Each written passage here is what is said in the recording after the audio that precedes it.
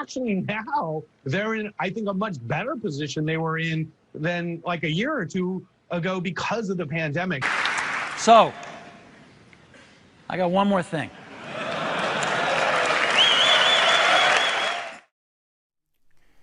Even though the stock of Apple is currently underperforming, I believe that Apple is about to announce a groundbreaking technology that is going to put them ahead of their competition for years to come. Money's making money.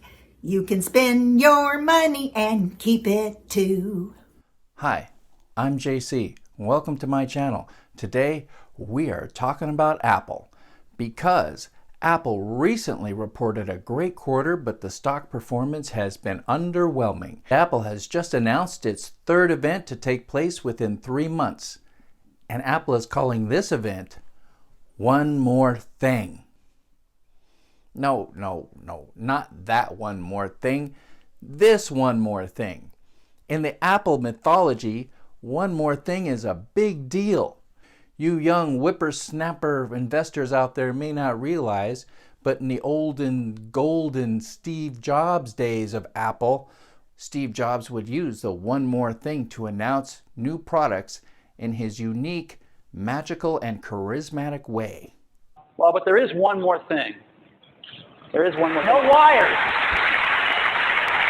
Oh, wait a minute now. There is one more thing. Wait a minute, though. Wait a minute. I forgot. There is one more thing. But there's one more thing.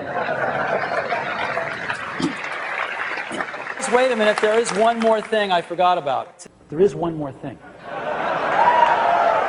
But there is one more thing. There is one more thing. But we do have one more thing. But there is one more little thing. But there is one more thing. Now there's one more thing. One more thing. Actually, it's one more hobby. And this is what it looks like. This video will take place in 3 parts. First, we're going to talk about Apple's earnings.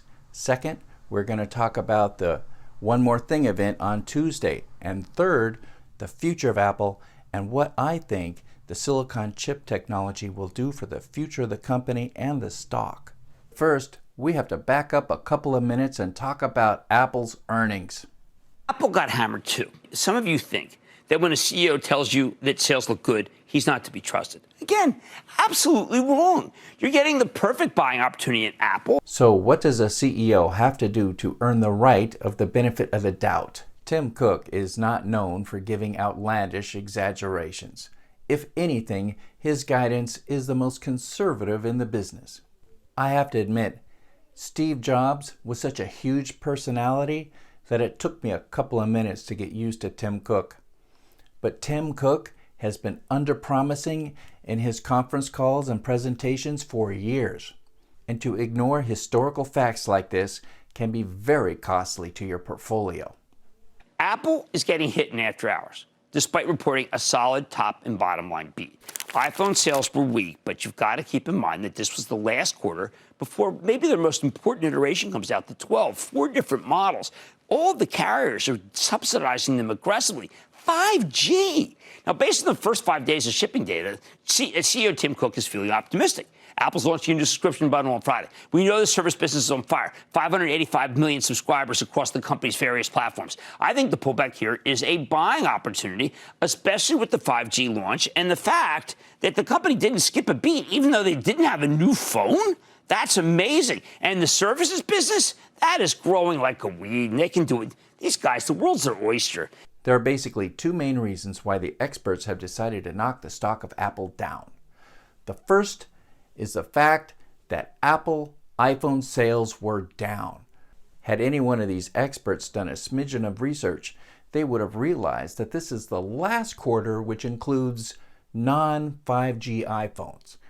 Nobody was buying iPhones because everyone was waiting for the 12s. Everyone wants 5G. I mean, it's so obvious, but I suppose if I were an expert analyst working in a big firm, this is the kind of thing that just would not be obvious to me. Oh, they didn't give guidance because it's about COVID. Why give a forecast? The other reason that Apple stock was knocked down was because Apple did not give guidance. And of course, Wall Street was like, oh, if Apple's not giving guidance, the reason can only be because they want to keep the truth from us. Anybody who has followed Apple while paying attention to what Apple said and then comparing it to what Apple has done would realize that Apple is not known for this kind of exaggeration. In fact, they're the last company I would expect a less than truthful conference call from. Yeah, Ross, I wonder about Apple not giving guidance here because it's weird. You know, I think the lack of guidance is a reasonable thing for the most conservative guiding CEO out there, you know. So he does, with COVID kind of flaring up again and obviously not being really sure what iPhone in China is going to do. Is it at the bottom now, or is it, you know, even going to get worse for iPhone in China? I think it was prudent of Tim, but this is just about valuations. And you look at the fact they bought back so much stock to boost earnings while revenue has only grown a little over the years, but actually now they're in, I think, a much better position they were in than like a year or two ago because of the pandemic. So, yeah. and their focus on services. So for us, it's just a valuation thing. We have no change in our feelings for Apple. I'm super bullish for Apple over the next year with the 5G cycle and services and wearables doing so well. The point is, even before I talk about Apple's upcoming event and what it's going to mean for their future, Apple is a buy right here. Okay, here's the bottom line. After hearing from nearly all the big tech names, the idea that these stocks are somehow ridiculously expensive and dangerous, to me, that's insane. In most cases, the earnings estimates were way too low.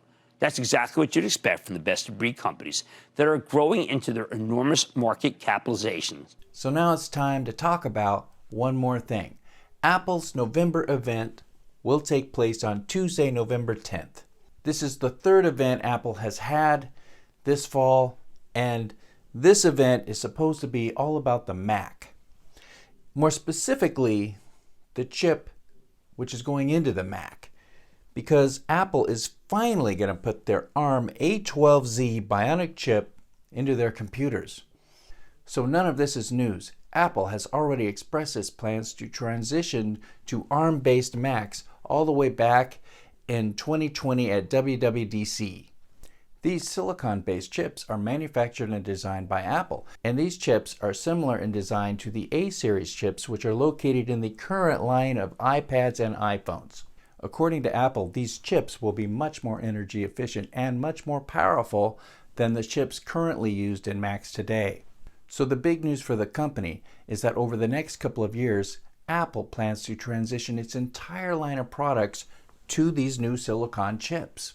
According to Mac Rumors, the first computers to use these silicon chips will be the MacBook Air or the 13-inch MacBook Pro. Of course, nobody really knows, but it's highly unlikely that we will see a 16-inch MacBook Pro or a desktop rocking this chip at the event. It would be extremely difficult for Apple to start using their A12z Bionic chip in their high-end computers because super high-end software may not actually work with the new chip architecture. It's going to take some time for the bugs to be worked out before the chips can be adopted into all of Apple's products. It makes a lot of sense for them to choose the low-end MacBook Pro and the MacBook Air for their silicon chips. The MacBook Pro is advanced enough so that some professional consumers will be able to try out the computer chips and start adapting the technology. And the MacBook Air is basic enough for everybody. Before I talk about Apple's future disruptive technology, I want to discuss the disruption Apple has caused in the past. Apple has had a long history of being disruptive. Just in a couple of minutes of research made me realize that I could do a series of videos on this topic. So I know I'm going to miss a ton of things. So please put down in the comments disruptions that I left out. I suppose the first one I should talk about is video cameras. because right now I'm shooting this video with my iPhone. So I have to have my sister's phone to demonstrate an iPhone. By the way, this is a picture of one of my sister's singing dogs, and if I get 20 likes on this video, then they're gonna perform. I remember when I was younger and I was interested in film, and I had to save my money to buy a film camera. And then next video cameras came out, but they were very expensive. I think this is the 5S, and even this old iPhone can shoot live video feeds, which was equipment that would cost you over $100,000. Journalism. I don't know about you, but the only thing I ever get out of a newspaper are coupons. I get all my news off my phone. Wearables. The Apple Watch has reinvented an industry. This is the #1 selling smartwatch in the world. This device, along with the other devices in the ecosystem, work together and will continue to disrupt more and more industries as time moves on. The music industry. Does anybody remember the Sony Walkman? I had one that could play CDs, and I could jog with it as long as I didn't bounce too much. And remember the big boom boxes people carried around on their shoulders? Those are all gone. And they like practically disappeared overnight. Remember the music stores? We used to have to go to a store and buy music. We had to buy an entire album just to get the one song we wanted. IBM was the first company that Apple disrupted. There's a great movie about this if you can dig it up. It's called The Pirates of Silicon Valley. It's about the birth of Apple computers and how Bill Gates stole technology from Steve Jobs. At any rate, IBM was a monster of a company that seemed unstoppable in its day. I mean, they were very corporate. Everybody wore suits, and the employees all sang company songs. And then Steve Jobs comes along with his tennis shoes, black t-shirt, and blue jeans, and totally out-innovates that company. Next, surprisingly, computers and tablets are all at a 5-year low. Their iPhone has become so powerful, and they're doing so many things, people finding that they don't need computers anymore. This could be their computer. This could be everything. The next one is a big one, and it's one not often credited to Apple. Transportation.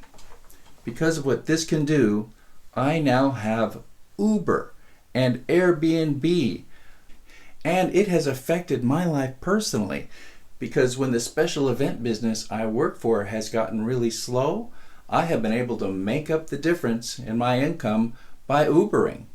And Airbnb has been so powerful, many hotels and motels are lobbying to shut down the app to prevent people from undercutting their services by allowing people to stay in their houses for money. And of course, you have to talk about the GPS industry. I mean, when I was younger, I had a Garmin and I thought it was the best thing ever. I'm like, this is amazing. I now know how to get anywhere. And I thought I would never be without a Garmin in my dash until I got this, which was much more powerful and had the huge advantage of being able to update its own maps by itself. Retail. People want to buy, and they want to buy it on their phone wherever they are. If you have a product and you're not selling it in a platform that somebody could access on a phone, then you know what? You're not going to be selling many of those products for very long. Apple Computers started out as a computer company which specialized in making computers for regular people. Apple is credited with making the first personal computer.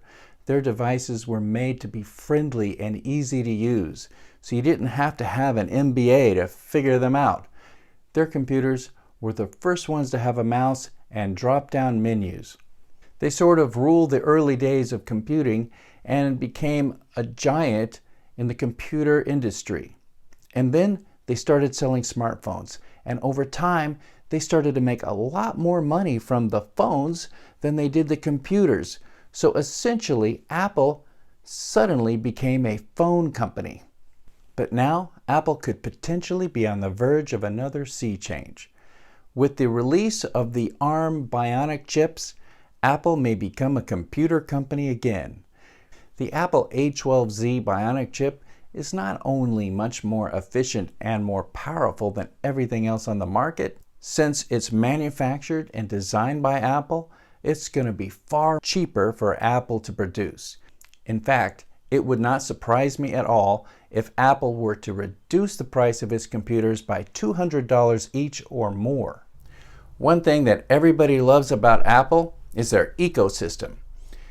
This is the way that their devices seem to magically work together. And once Apple is using the same powerful chip in all of their devices, they're going to be able to make things happen that even they were not able to do before.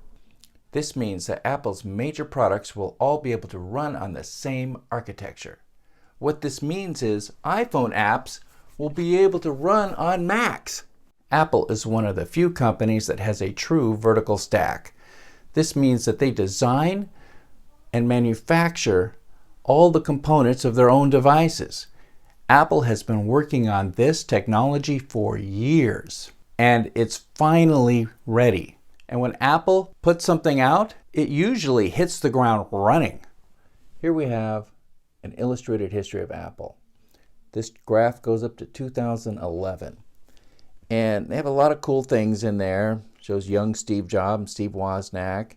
The 1984 Macintosh. But what I want to talk about is what happens to the stock. Like right down here in 2003, we see the iTunes Music Store opens. Now at this point, we didn't even have an iPhone. We just had the iPod, which was a dedicated music player. It launched with thousands of songs. People begin to believe in the company. But right here, you have the iPhone. Now after the iPhone was released, 2007, stock dropped right after that. Who wants to look at the internet on their phone? It was laughed at by all the experts. None of those big companies seemed concerned at all. Stock came down, quite a big drop right away, and then something happened. People started buying these phones. This chart only goes up to 2011. Apple is not only expanding their technology in the United States at this point, they're becoming a global company. And the phone market was 100 times larger than the computer market at the time. I think it still is. So the whole purpose of me making this video is because what I think this chip is going to mean for the future of the company. I think Apple is going to be back at the forefront of innovation.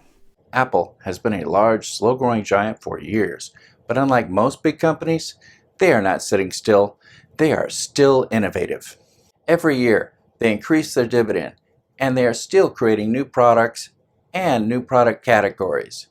Apple is still the company that makes the thing you never knew you wanted but can't live without. The Mac is the original product that Apple first changed the world with. It is very important to the company, and it was very important to Steve Jobs, and you better believe it's very important to Tim Cook. Apple does not take the Mac lineup of computers lightly. They are more than just another product.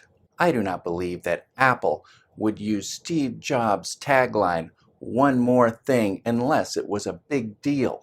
The Silicon Macs are going to be much more than a simple speed bump with increased battery life. I expect tomorrow's One More Thing event to be a giant leap forward towards the next decade of Apple's innovation. Let's talk about the stock price. This is my sketch of Apple's stock price for the past 10 years. Historically speaking, when you pull back and look at a chart of Apple, you will notice that it looks like you're in a little truck and you're like driving up the grapevine, you know.